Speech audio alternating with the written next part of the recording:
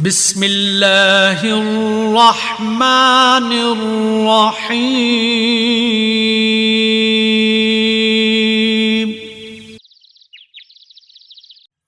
ایک مرتبہ دو شیاطین میں ملاقات ہوئی۔ ان میں سے ایک شیطان بہت خوب موٹا تازہ اور ہٹا کٹا تھا، اور دوسرا شیطان بہت کمزور اور لاغر دبلا پتلا تھا۔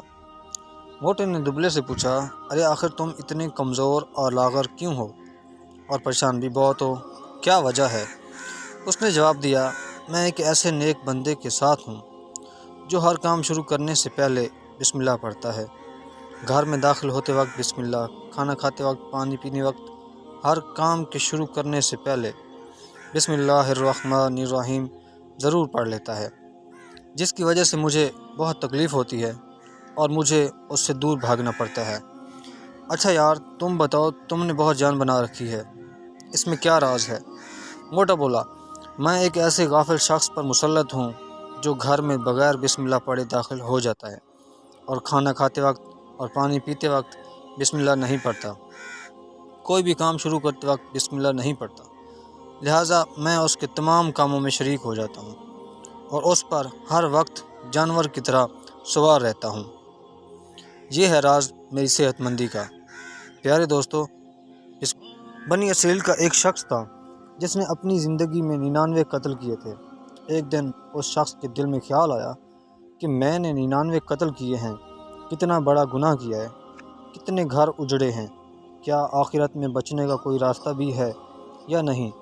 وہ اسی کشمکش میں گھر سے باہر نکلتا ہے اور ایک راہب کے پاس پہنچتا ہے، اور اس کے دل میں سے یہ خیال تھا کہ یہ جانتا ہوگا اور اسے علم ہوگا، لہٰذا وہ اس کے پاس پہنچ کر اس راہب سے پوچھا کہ میں نے 99 قتل کیے ہیں، کیا میرے جیسے مجرم کی توبہ کی گنجائش ہے؟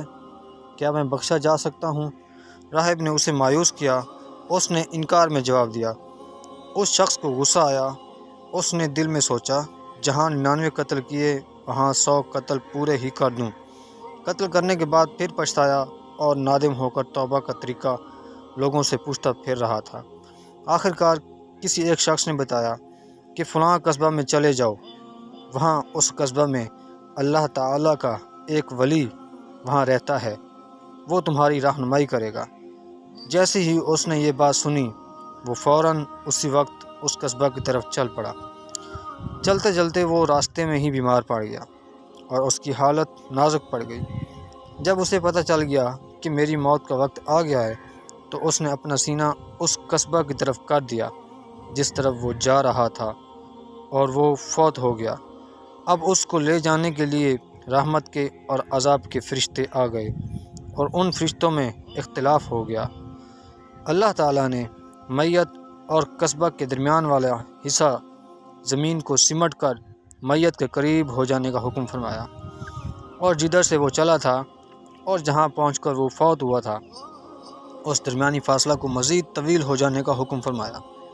پھر پیمائش کا حکم فرمایا تو وہ جس قصبہ کی طرف جا رہا تھا اس سے ایک بالشت قریب پایا گیا، اور اللہ تعالیٰ نے یوں اس کی مغفرت فرما دی۔ اللہ تعالیٰ سے دعا ہے ہمیں گناہوں سے توبہ اور نیک کام کرنے کی توفیق عطا فرمائے، آمین بجاہ النبیین۔